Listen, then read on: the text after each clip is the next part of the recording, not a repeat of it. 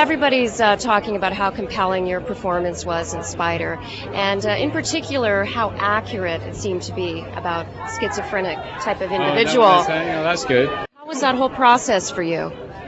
I knew I had to meet people, if I could, who suffer from schizophrenia.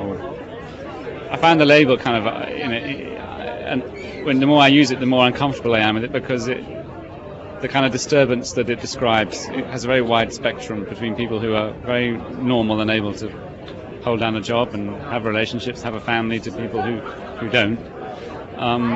But I felt that it was important to become familiar, or to at least to have a sense of what this label means.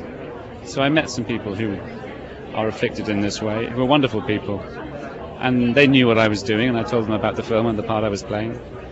And I met doctors and psychiatrists who look after them and deal with them. That was very instructive to me.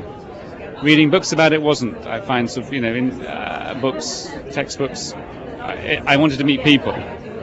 Meeting people and listening and observing them was the key. On top of that, alongside that, was David's very strong feeling that he wasn't making a documentary about schizophrenia, that Spider was Spider. He's unique, he's himself, he has his own idiosyncrasies and mannerisms, which sure should be rooted in some kind of objective truth, but in the end I had to create it out of my own imagination, and using Patrick McGrath's original novel and the screenplay and David's ideas as well. And one of the things we was important to us was Samuel Beckett's writing, who I think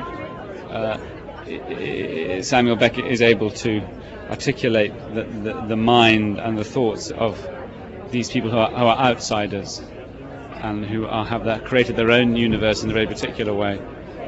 And he's able, the thoughts of someone like Spider, Samuel Beckett, in other ways, has written and brought to life very, very well, I think.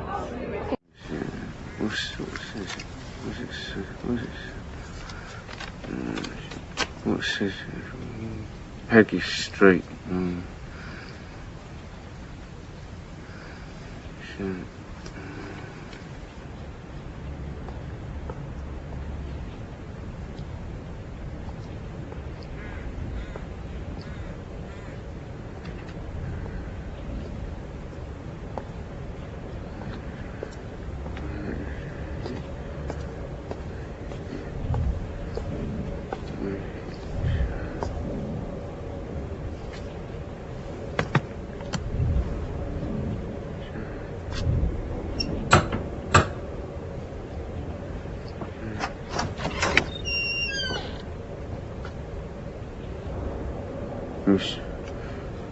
Miss Wilkinson.